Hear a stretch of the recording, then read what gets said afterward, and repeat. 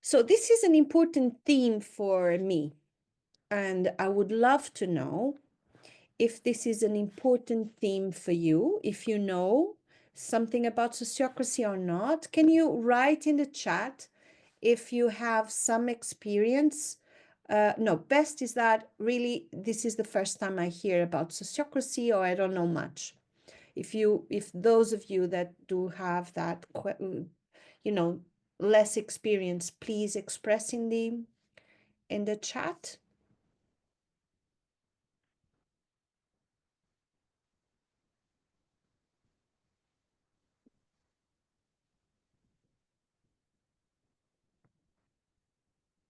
Thank you so much for that. Like this, the important thing is that we adapt to whom is listening. That's a very interesting answer. Some experience, I haven't used it very much, Sadi, because we have been talking about how important it is to practice and to get out of theory. So let's talk about that. Okay, thank you. So Roberto and Ted, there are people that are just very curious with less experience. So we are going to navigate that as well. Okay, so here we go.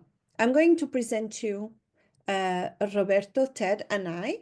So, and then Dan is going to paste into the chat more the full information, the full bio information. But just to tell you that Ted is an advocate, trainer, and consultant for self-governance. But we know Ted, those of us, as being a co-founder of Sociocracy For All. And in fact, Ted is the one that is bridging us here together, Roberto and I, because Roberto is part of Sociocracy For All, member, and I've been trained by Ted, several courses that I've done that. And Roberto is a group facilitator and activist in sociocracy and wisdom, and is part of the transition movement as well as in permaculture. Is coming from Mexico. And then there is going to be more information there for you to see. I am Filipa. I'm Portuguese. I'm part of the transition movement at several scales. So I have my own initiative on the ground, and I'm part of the international movement as well. I'm part of TNI, Transition Network International. I'm colleague of Dan. And I have several roles in Transition Network, and one of them is governance. So I've been trained in several models of shared governance. So as Ted once told me, I became a geek of governance because I'm very interested in the little differences and things like that. But what I think that is important here for us is not the models and the geeky stuff here. I just wanted to talk and really to start a conversation in the panel, and then I will open. But I think that we are talking about all these movements, the changing society, changing the paradigm. We need to change the world, it seems. That is what gathers us here. And we have several tools, in my opinion, that help us embody the change.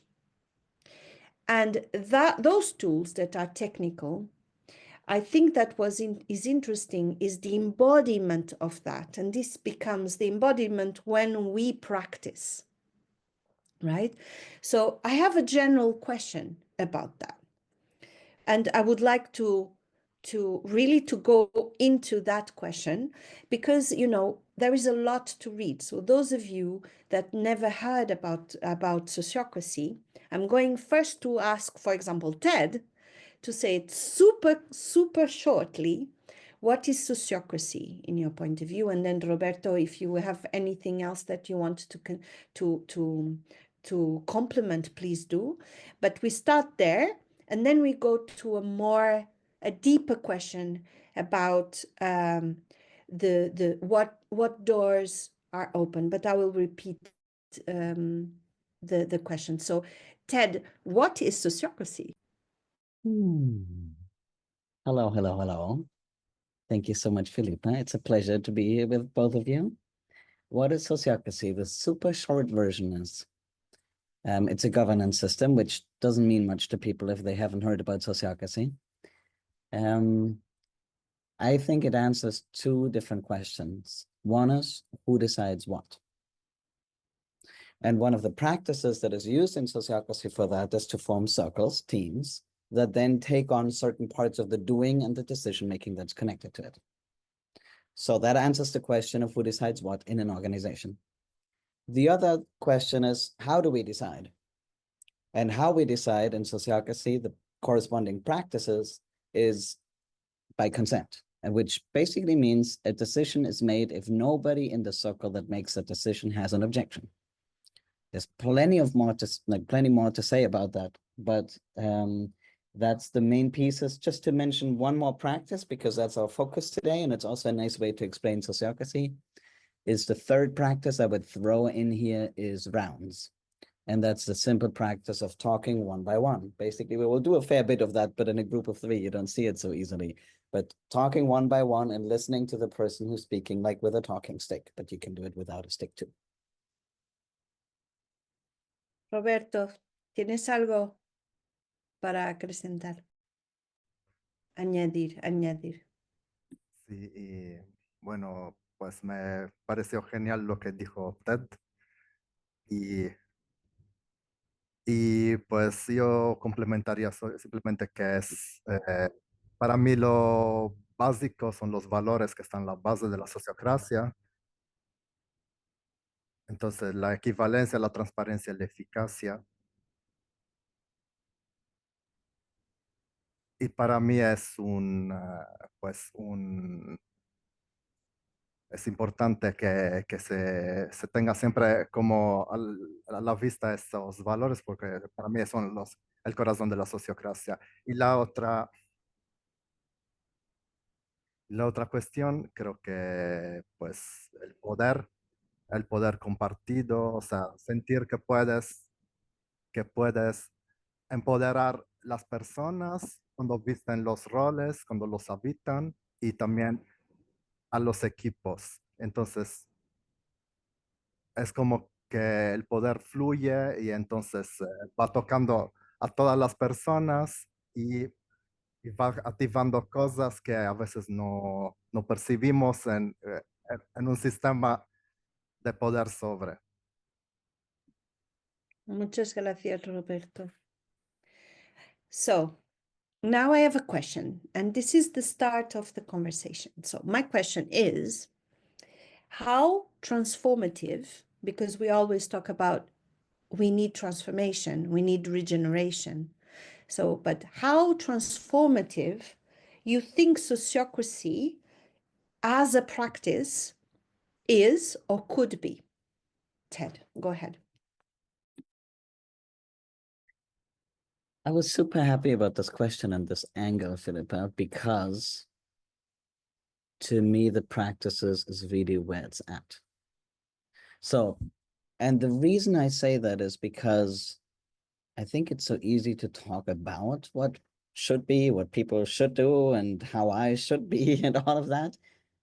And it's just so hard to bring all of the perfection of how we would want to be into the world, right? So practices for me are the puzzle piece in between of who I want to be and then what actually happens. So as that and sociocracy, the three things that I mentioned, among other things, the practice of having small groups decide, ideally the small groups of people that know what's happening, the practice that we talk in rounds, which means we listen more than we speak, and the practice of deciding by consent. To me, those are all practices that run exactly opposite to how the world right now is running. Exactly opposite, which is exactly what we need from where I sit. And one of the small little stories that I sometimes tell about how I changed through sociocracy was that I had this like eye-opening moment talking in rounds, and it was a group of 7 people. And of course, I have a ton of ideas. Okay, so my head was like full of the perfect, like what we should do and what's the right way of doing it and all of that. And I remember I was so full of ideas back then, that was when I was new, that I was writing notes of like this and this and this and this and this and this and that, you know, like somebody needs to tell people how it's done. And in that particular moment, I was the last person in the round. So I listened to 6 other people before I spoke. And then I looked at my list of things. And, you know, half of it was irrelevant by that point. I was like, why did I even write that down? That's not important. You know, there goes the ego, you know, the ego that's like, this needs to be talked about, and just wait 2 minutes. And once you've relaxed a little, it's maybe not that important anymore. And so many things had already been mentioned by other people. That's an ego thing again, of maybe I don't have to be the one rescuing everything with my ideas. So I really started to settle into more the like knowing together instead of having to do. And I think it's that listening and the attuning to what is and where everybody else is that we're missing in our practices that sociocracy can bring. It's like settling what we want to see in the context that we're in and really making it like having it organically evolve instead of kind of leading with the ego. So that's what sociocracy practices do for me, which is what I love so dearly about it. Thank you, Ted. What about you, Roberto? And then I will answer, and then we will see where we go.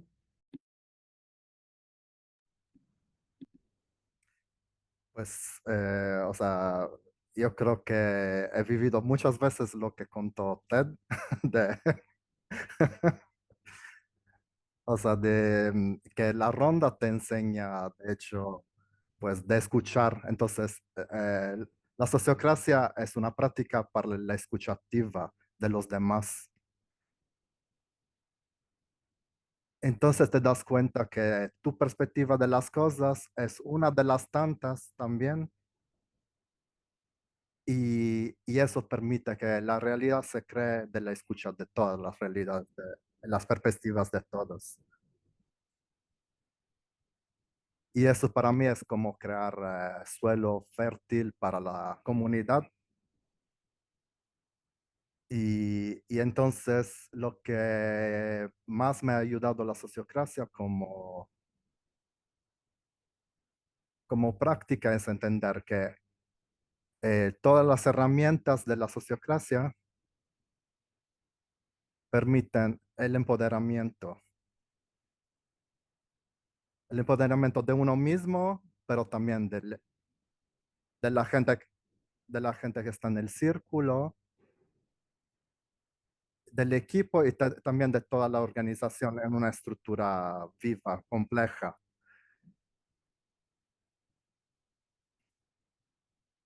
Y pues y la verdad he visto gente que de no hablar nada, de no opinar, a, a ser totalmente empoderadas, a habitar roles, desarrollar funciones de una manera efectiva.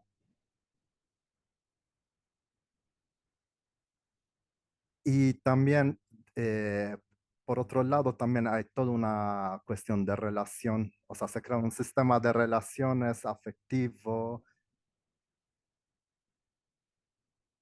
que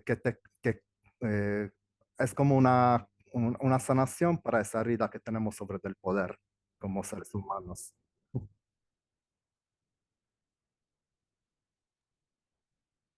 ¿Has terminado, Roberto? Sí. Gracias. So I'm part of the panel. I'm not facilitating only. So I'm going, unless you are not interested. I suppose that you are interested in what I have to say. So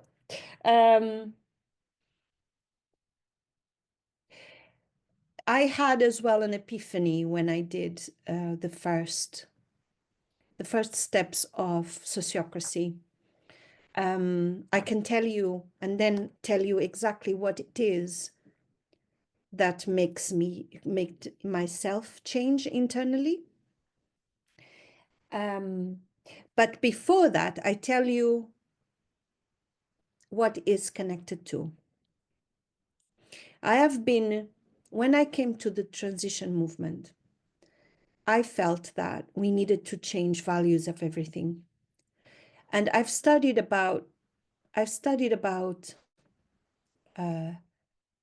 read a lot about change of culture, the healthy human culture, in which we need to know for that kind of change, we know that big change and deep change doesn't happen with majority. Normally, the leaders of change are the ones that are in really minority. And what we have seen as well is people that are very observant, are not the ones that speak very loudly and their opinion are listened everywhere, are normally people that have important information that is missing in the ecosystem that gets locked into the status quo. So in fact, within minorities, we need observance to bring new information for shifting. So I knew about that. And I've been studying loads of tools that exist for collective intelligence, creation of healthy human cultures, creation of trust, good feedback, good this and this and that. And for me, sociocracy brings all together the same values in how we make decisions together. How we organize together, how to do that. And the example of that is decision by consent. I think I am one of the most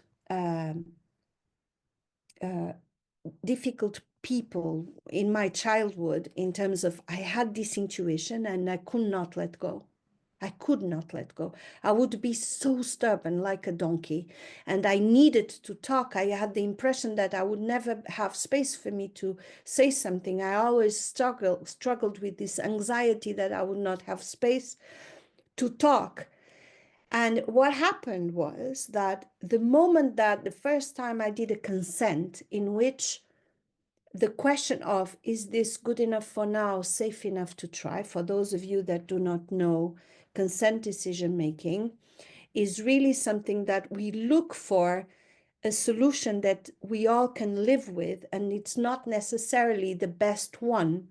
And this broke the trigger that I had into going into locking my fist was the absence of debate. It's not like two options and then we debate egos and then we win, we compete.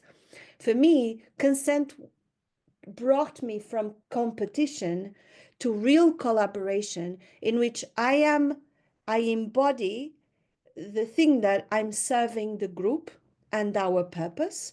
I bring my perspective. And then when I'm asked, do you have an objection? Do you see a danger? Can we go with this? Can we live with this? For me, it was like an instant shift in my mind.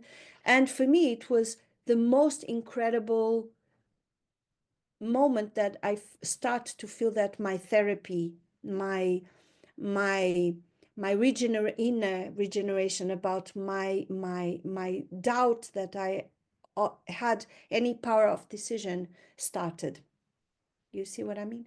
So for me, it is personal, individual regeneration that then I've seen in my group. And then I hope that I will see much, much bigger than that. And I use sociocracy in a way that people don't know that I do sociocracy. That can be done because and I will do a question for you now just on a follow-up, because I've heard, and Dan, my colleague Dan, we have been exploring, and I have to record some videos, and this is one theme. A lot of people say, well, sociocratic tools or models, or not models, but practices take loads of time. What do you think, Ted? Does it take loads of time? No, because Well, it's a little bit like dancing. That's the first thing I want to say. If you know how to dance, it's easy and it just flows. If you don't know how to dance, then it's clunky. It's like right foot and now the left foot, I think here, is that where the left foot goes? You know, like, all right, you know, like that's, so it's a lot of it has to do with just how it feels at the beginning until you get into the flow. But one thing that I say about that, for example, to build on your, and I'd so sneak in a little training here. So in consent, there's this typical 3-step thing, right, of clarifying questions. Like, here's the proposal. Do you understand it, or do you have questions? Then what's your reaction? And then do you consent? Which could be a several-hour process. We could even make it 3 weeks if we wanted to, if it's a complex thing that we're looking at together in 3 steps. But the shortest version of it is, I suggest we do this and that. Do you have questions? No? Anything you want to say? Anything against that? No? Okay. Boom, we're done. You know?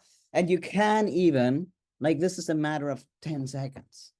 And if you have a strong enough trust relationship, for example, to a child, that you can make to your own child, to that you can make a proposal just by saying it out loud, trusting that the person would comment or ask questions if they have any, then basically it becomes more like a continuous loop of checking in. Are we okay? Are we okay? Are we okay? And then it almost becomes invisible. It becomes more a way of relating to the world. I wouldn't necessarily recommend that way of doing things in an organization because it gets too complicated. But as an orientation to the world, it really becomes that a light touch thing. Roberto.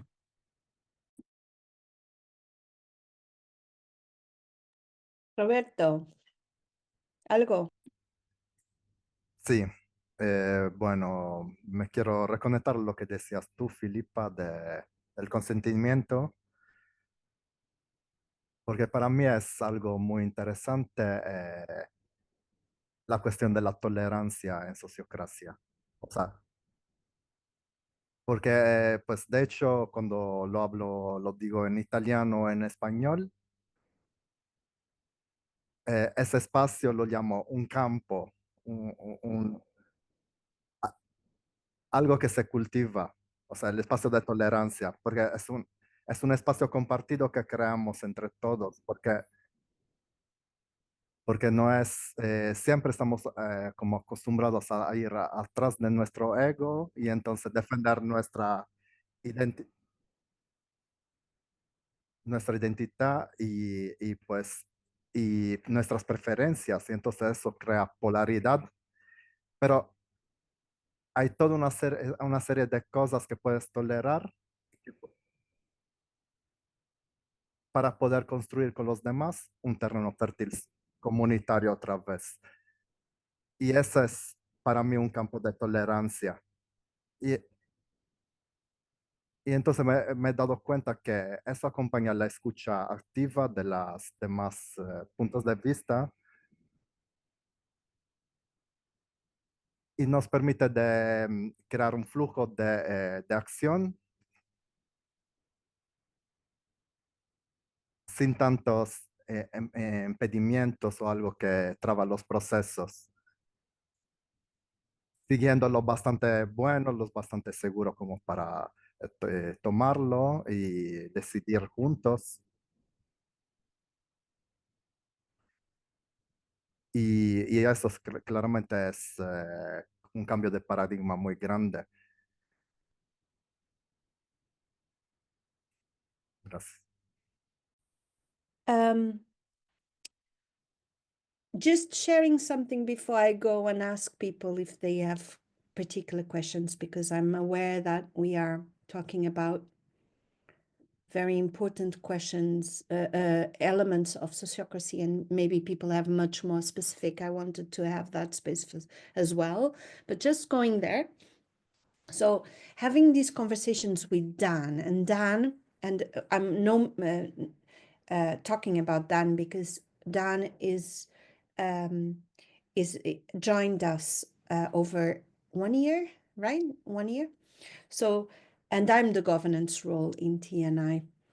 And I've been exploring the elements that I want to record to be material for my teams.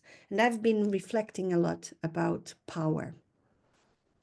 And this is about as well how fast or slow the impression it is. And I told Dan one of these days, I hope that you don't mind that I nominate you, Dan, because I think it's important that I'm truthful in terms of this conversation. So, and I was telling Dan, yes, I think that sometimes it really feels slow because in our group, it's so counterintuitive in the outside world that every time that we have someone coming in, it is really important to go step by step to build the muscle. And I know, I am aware, and I think for us who are very experienced with sociocracy, on the ones that are already very well trained, I think that I call it two capacities or two literacies. One is the language of the model, when you embodied it in so much that it gives you power over to the other ones that do not know how to dance. I think that not knowing how to dance creates a real feeling of incapacity of playing in the same level. So there is some kind of a fear and then wanting to go back to other systems that you have literacy with. And the other literacy that I really feel that is very important in these models is the literacy of yourself. Knowing what is your, the sovereignty. What am I? Because I think that in this kind of models, intuition is really important. I'm at service. What am I feeling? When we ask, do you have an objection? The first thing when I facilitate that, what are you feeling? And sometimes I'm facilitating someone who is expressing a pain in the body, it's really embodied this. And I think that it's another literacy that we have to work on, is knowing what you are listening or what you are feeling. And so when people get good at these two, they don't feel that's a difficult thing to do, doing these kind of things. But I am aware, I'm conscious, and I appreciate people starting this can be really, really difficult. And we have a responsibility to go slow, but to tell them that doesn't have to be always like that. It can be much easier before. And I think, at least me, I forget about that, to say we are going slow, but is to have everyone going step by step into these literacies, the how to use the language and how do I know myself doing that. Do you agree with me? Go ahead. Yes. So here's this is all very close to what I spend my waking hours with right now because I'm writing. A metaphor that I want to use is when you have, let's say, a bucket of water and you get it into a flow motion, right? Then once it's flowing, it's all easy. And all the things, Filipa, that you mentioned, right, are the things that contribute to flow. It's literacy about the model, about yourself. If you are right there to know what you're feeling, why you're feeling it, and you can verbalize it, then it's all easy. That's flow, right? If you know exactly how the work should happen because you understand the work, that's flow. If you understand, like if you have clean relationships with each other and you're not tiptoeing around each other, but it's safe, that is flow. So all of that, we're in the flow state. Now, of course, if you drop somebody new in there, right, it's going to slow down for a moment, right? Because that's what happened if you put like your hand into the water. That doesn't mean that it will always be like that. But of course, in a perfect world, right, we would all forever be in this flow and just get people into the fold. It is also true if we stay in that metaphor, and I think that's true in organizations as well. It's relatively hard to get that flow going into an organization because so many things need to contribute and be there so that it can start to flow. But once you have it flowing, once you have that field the way you want it, to use Roberto's word, it's also easier to drop somebody in, right? Because now they're just gonna be sucked up by that flow. And I just hope that all of those little like islands of sanity, right, to use that word, or all of the little centers where things are happening can be like one of those flow bucket where people get sucked in and learn to embody these different ways. And one other comment on that before I pass on is, one thing that I find particularly wonderful about sociocracy is that it's a fairly complete system for governance, right? It does like all the things governance. While if you take individual structures from individual places, right, it can be a little patchworking. While sociocracy is really complete, like you can just take it like that and use it for governance. That's awesome. I'm not saying that it's all you ever need, right? You need all the other areas like work on self, work on the work, like all of the other parts you need too. But as for governance, at least it's complete and dovetails beautifully. Roberto. Bueno, me gustó mucho la metáfora de Ted. Y pues sí, yo creo que pues añadiría como un ingrediente de la paciencia en los procesos sociocráticos, porque pues siempre hay personas que van a ritmos diferentes y entonces el grupo tiene que bailar con eso, bien como decía. Pero pues también allí llega otro ingrediente fundamental que es la mutua ayuda. O sea, para mí es fundamental cuando dentro de los equipos uno dice, mira, no sabes hacer eso, te ayudo yo o te doy una pequeña, tomamos un tiempo y te doy una pequeña retroalimentación de tu facilitación para que la próxima vez lo hagas mejor. Y eso pasa muy a menudo cuando hay un ecosistema de colaboración y no un ecosistema competitivo donde pues estamos buscando, observando el error que hace el otro para subrayarlo, ¿no?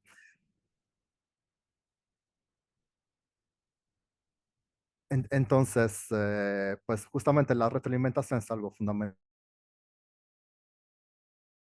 igual de la sociocracia.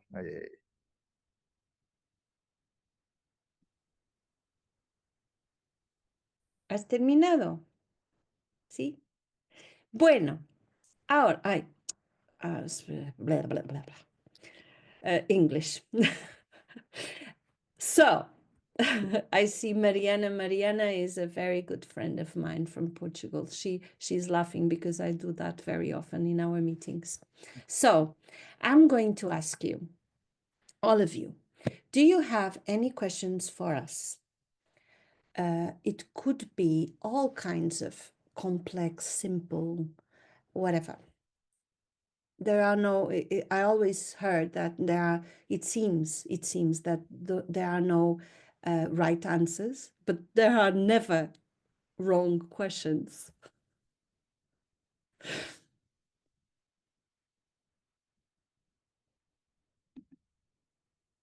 Anyone? You can do a sign with a hand, or if you are really shy, you can write in the chat. And it could be in Spanish, in English, in Portuguese, Italian, German. Ted speaks German. It could be on those languages. French, I speak French. Italiano y sardo. Sardo. Ah, anyone who wants to? No, I don't think it is so clear. So no one has a question for us. Ted, do you have a question for us? Oh, a question just came in Wait, the chat. there is one. Wait.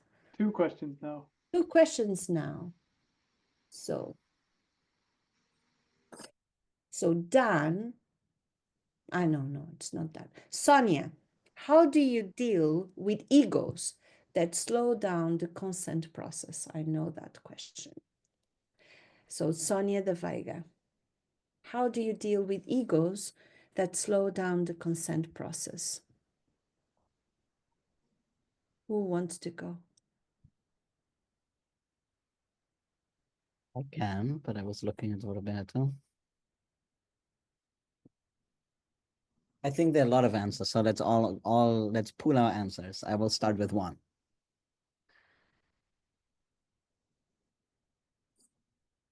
One of them for me is ironically not about the consent process, but ironically about alignment between who is there in that group even. Because one of the things that is very subtle in sociocracy, we don't talk about it so much, is that consent works the best if the people who make the decision together are the people who work together on that topic. So if you work together as a team, let's say with 4 other people, and the 5 of you want to get something done because you're all there because you care about it, then eventually, maybe not right away, but eventually by listening to each other and doing the work shoulder to shoulder, like working is also a practice, right? We get out of our heads and more kind of focus on the thing that's in front of us. And the image, you see, I'm working on my metaphors here because I think metaphors are important for this kind of work, or images, is, I think somebody, I drew this picture earlier, of like, instead of 2 heads looking at each other, right? And that's the ego play of I say, you say, I say, you say, right? Instead, if we work on the same thing together and we use consent, and I cannot overpower you, no matter how big my ego is, we basically start to both look in the same direction, and that is towards the thing we're trying to do together. But that doesn't work so well if you just have people in the circle that have opinions, but that don't engage in the work. It's the work on the ground, I think, that is a unifier that we forget about. That's why it's very important to me that the people who work together decide together, because consent really only works in that context the best. Thank you. I'm going just to say something to complete, but then we have loads of questions now. So I propose that then Roberto takes the one that he prefers. I would say if in a group, I would say that one way of helping egos to find the right place is as well to have really good facilitators. And being trained as a facilitator and developing as well the intuition and feedback, the way to give feedback, to recenter the group, it really helps groups as well. That would be my answer on top of what Ted Rao answered. Roberto, do you see a question that you would like to answer? We have Claudia as well with a Otras hand up. preguntas que ¿Quieres que te... sí, sí, es que no las vi las otras. Okay, so there is one here saying, provide stories that explain how things currently work and what outcomes do you want to achieve in the future.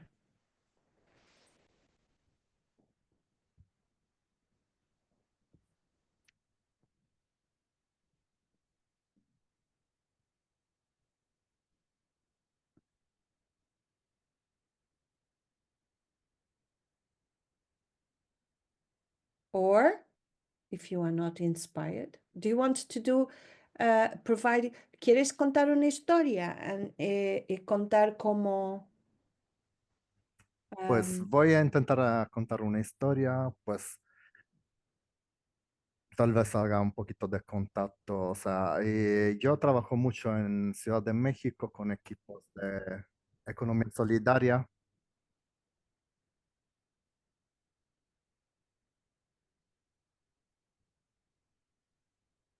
Y pues, bueno, tengo 2 proyectos diferentes en los cuales estoy involucrado. Uno es un mercado de prosumidores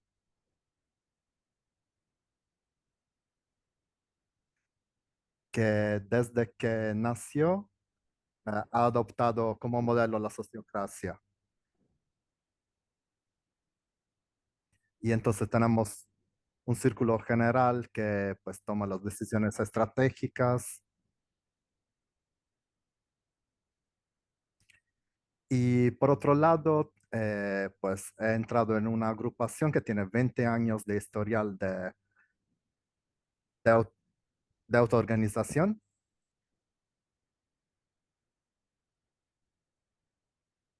Y que ha implementado la moneda social y pues desde hace 20 años.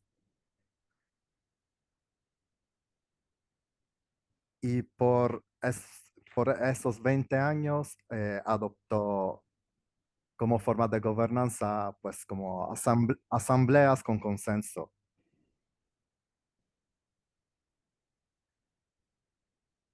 Bueno, había una diferencia sustancial de las reuniones. O sea, aunque pues el proceso de autoorganización funcionaba en la organización que tenía 20 años, o sea, las reuniones eran infinitas y cansaba mucho a las personas. Y entonces, cuando introducimos algunas herramientas de la sociocracia, porque lo adoptamos en toto, en la totalidad,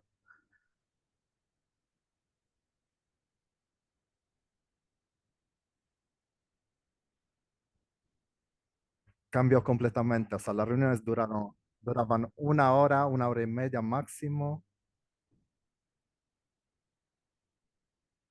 Se tocaban todos los puntos de la agenda en las reuniones. Y se lograron empoderar personas en roles que nunca se habían empoderado.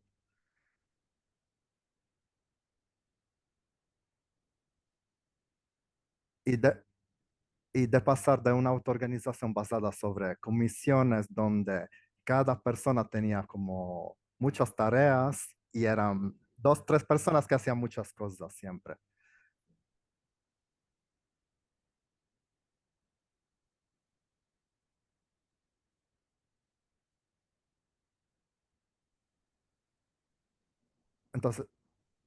Entonces acorparon funciones y tareas y se hicieron círculos con esos objetivos y pues ya se creó, se creó como una estructura mucho más, o sea, funcional sobre de la misma estructura que ya existía.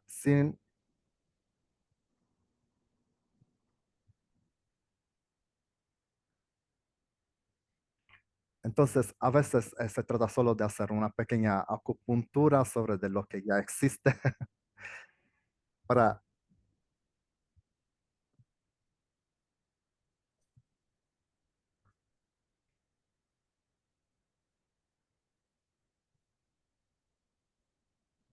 ya, ¿Está? sí. Antes de, before we leave, I see Claudia. Claudia, can you write it? Because I would like just to mention here a question and then check what you want us to do. If we stop or if we keep going. But I wanted to answer 2 questions in one. One, I see Anna says, I am interested how we get out of human-centered to planet-centric to include other beings on the conversation. So I want to give you an example of something that is transformative, that in practice, and then going into this. I am part, and I told this story to Ted. I am part already for 6 years of a panel, a judging panel of something that is called Lush Spring Prize. And in this panel, in Lush, it's an holistic prize. So the idea is that it has social and environmental regeneration. So when projects come in, we really only get the ones that are touching in several things at the same time. It's holistic. And the thing is, we decided that we wanted to embody regeneration ourselves, and we changed a little bit the consent decision making to making decisions, what are the projects that will win the prize. And the truth is, the group that makes decisions, the way that, you know, the culture of the group is so different from the past of Lush that they really think what happened here. And then when they changed the panel of judges, they kept 2 people to do the bridge, me and Precious, that is another person. And it, again, so it's not about the people, it's about how we do it, and the culture between us doing something that is so stressful as to say to projects yes or no. And then we look at governance of projects as well. And one day we were crying of being touched in a way that there was a tribe, or like indigenous peoples in South America. I don't remember the in which territory it was, but they explained how they would make decisions, that something very similar to sociocratic decision making. However, there were members representing elements of nature as well. So you had the trees, the waters, this and that, and consent was given embodying what they were representing. And I think it's a good example of how you can experiment with that, embodying a being or a non-being. And they even had stars represented in a circle. Yeah, do you see any question that you like? I like them all. You already spoke to the planet piece. I'm a little worried about, I guess, what happens in the chat is questions about objections and all of that. And I think we haven't talked enough about consent to even talk about objections and how to integrate them. There's a ton out there to learn about that just can't be explained, that you can't give it justice within 2 minutes. You just can't. So I highly recommend people read up on that, because some of these questions carry assumptions that just don't apply in sociocracy. So I'm like, no, that's not how it is. So just for those of you who struggle with the consent objection thing, yeah, that's a different approach. Okay. So anything else? Roberto, do you like another one? Sí, a mí me gustaría compartir justamente sobre el tema que tocaste, Filipa, de la gobernanza de los pueblos originarios. O sea, porque para mí es fundamental en este momento histórico que cuando hablemos de consentimiento, hablemos de consentimiento no solo del ser humano, sino de los seres no humanos. Sobre todo cuando estamos tomando unas decisiones estratégicas que pueden afectar a otros seres. Y creo que algo que me toca mucho el corazón es justo saber que en muchas poblaciones originarias de América, a la base de la toma de decisiones está la equivalencia, por ejemplo. O sea, de hecho, pues los mayas tojolabanes de México, pues hablaban que para tomar una decisión tienen que nivelarse, o sea, ponerse en el mismo nivel. Y, y otros grupos originarios de América Latina también hablan de la gente montaña, la gente río, o sea, porque ellas también tienen voces y muchas veces son las voces menos escuchadas eh, en nuestra contemporaneidad. Y entonces, y eso es lo que nos llevó a este nivel de destrucción que estamos viviendo. Así que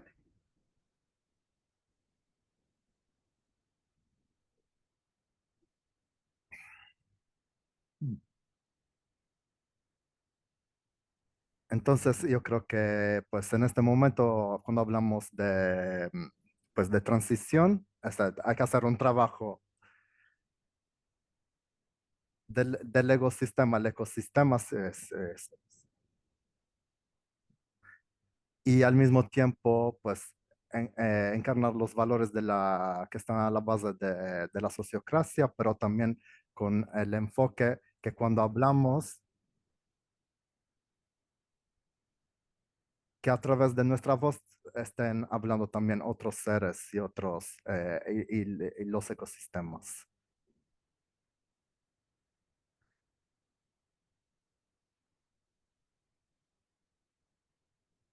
Eso para mí sería una gobernanza biocéntrica, o sea, basada sobre de la vida, que es lo que nos está haciendo falta. Muchas gracias, Roberto. And with this, I think it's the perfect moment to close.